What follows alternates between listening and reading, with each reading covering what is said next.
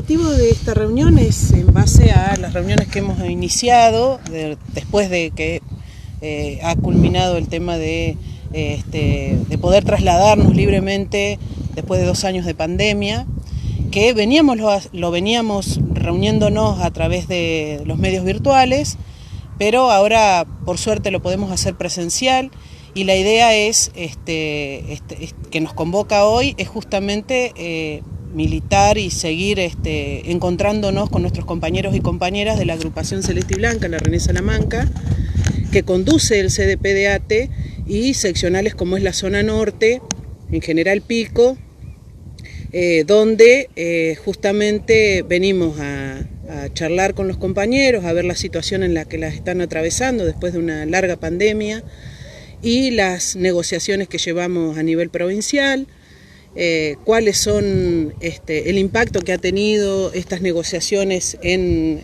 los trabajadores y trabajadoras de los distintos sectores, como son municipales, como son auxiliares de la educación o dependientes de los estamentos de provincia. Bueno, justamente lo hemos hecho anteriormente en Pico y ahora lo venimos a hacer a la zona norte. Acá se encuentran compañeros que militan nuestra agrupación, que están en la zona de Realicó, Rancul, Parera y Luigi. Tenemos compañeros que no son delegados de base, pero sí representan a los sectores, y durante todo este tiempo han venido organizando esos sectores con nuestra línea, que es una línea democrática, horizontal, de discusión continua, donde la participación y la amplia participación de nuestra agrupación no nos permitió en su momento podernos hacerlo presencial, y ahora por eso estamos retomando el contacto directo con los compañeros presencialmente. En un momento están por un lado en paritarias, y por otro lado el gobierno también ha anunciado que aquellos que colaboraron durante la pandemia en los diferentes operativos de prevención, vacunación, etcétera, etcétera, van a pasar a planta permanente. Pero obviamente acá no están contenidos todos los trabajadores, porque hubo gente que estaba en otros sectores. Claro.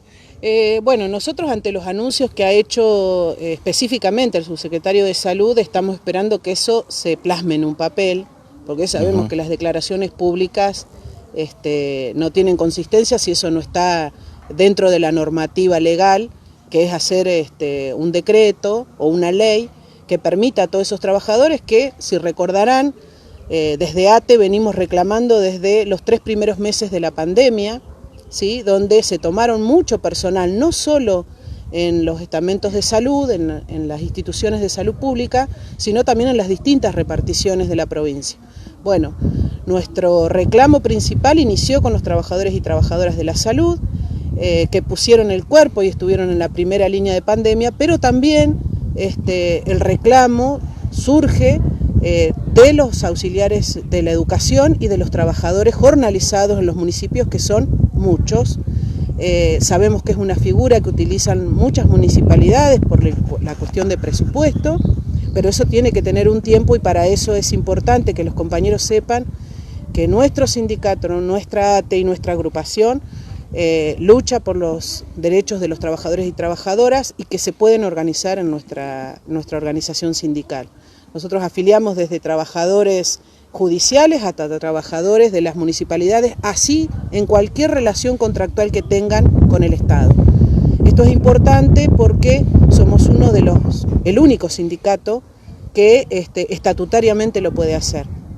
Somos un sindicato con mucha historia en la clase obrera, en la lucha obrera, y sobre todo en la provincia de La Pampa, que hemos sido pioneros en conseguir leyes, en luchar leyes contra la precarización laboral, que han sido la 2343, la 2871, y asimismo también ingresos a la 1279 de salud, y en distintos estamentos de la provincia, como ha sido Canal 3, como ha sido Niñez, niñez y adolescencia, que dependen de desarrollo social, en defensa civil.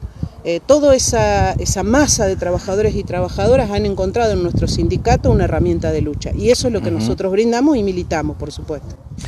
Hoy, cuando se habla ante una situación de crisis que es realmente muy preocupante, de achicar el Estado, por un lado se habla de incorporar nuevos trabajadores, pero por otro lado vemos hoy realmente hablábamos de eso con uno de los columnistas de nuestro programa, de diputados provinciales que aumentan no más del 90% sus gastos reservados.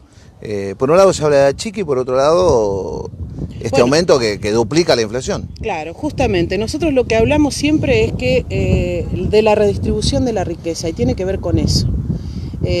Redistribuir la riqueza que tiene nuestra provincia, que es mucha, sosteniendo las necesidades de no solo del pueblo, sino también de los trabajadores y trabajadoras. Nosotros nos encontramos con salarios, sin hablar de los jornalizados y los precarizados, con salarios que no superan la línea de pobreza.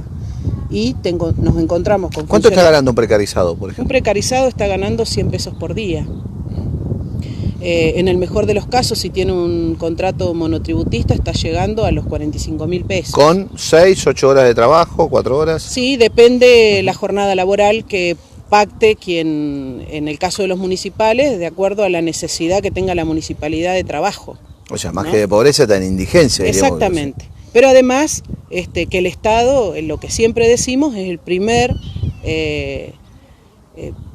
que viola los derechos de los trabajadores, porque no es lo mismo contratar una empresa para hacer un trabajo X que tenerlo 5, 10, 15 años en esa condición, donde además el recurso social que tiene que ser brindado para las clases más bajas o para aquellos que no tienen una relación laboral con el Estado, no pueden llegar a resolver esas cuestiones que tienen que ver con la alimentación, con la educación, con las oportunidades que debemos tener todos y todos como ciudadanos y ciudadanas.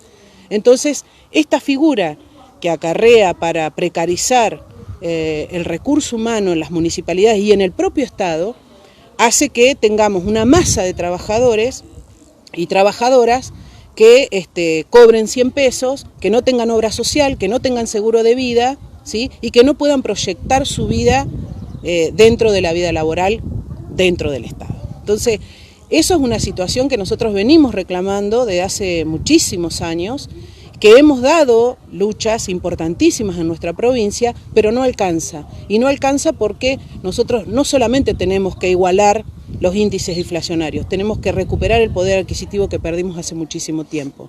Cuando hablamos de poder adquisitivo decimos que un trabajador con un ingreso estable en una vivienda, en un hogar, tiene que poder proyectar, tiene que tener capacidad de ahorro, no tiene que vivir embargado como vive. Digo, el 80% de los trabajadores y trabajadoras en la provincia de La Pampa estamos embargados. Y tiene que ver con las tarjetas de crédito, con los créditos usureros, con los propios créditos que brinda el Banco de La Pampa, ¿no? Todas esas cuestiones que hacen a la vida de un trabajador o una trabajadora en nuestra provincia están siendo vulnerados por el propio Estado. ¿Cuánto se ha perdido de poder adquisitivo del salario, si es que tienen un estudio, un parámetro en los últimos 2, 3 años? ¿Qué indicador tienen? Bueno, nosotros tuvimos una gran pérdida cuando se cayeron los convenios colectivos de trabajo en nuestro país, que además sufrimos una gran pérdida de salario en la época del proceso y que durante más de 30 años de gobiernos en democracia no los hemos recuperado. Eso es una realidad. Nosotros deberíamos tener un trabajador ingresante en el Estado público con no menos de un salario de 87.000 pesos. Estamos muy lejos de eso. Y ese es el poder adquisitivo que venimos perdiendo los trabajadores y trabajadoras. ¿Hay algún sector del Estado que cobre justicia, policía, salud, educación, que cobre por encima de eso o no llega nadie?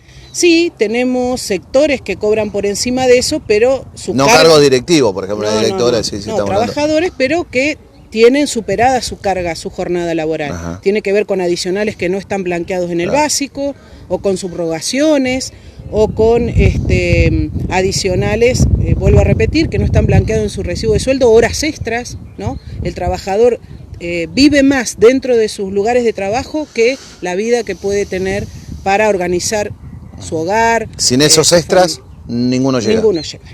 No, ninguno.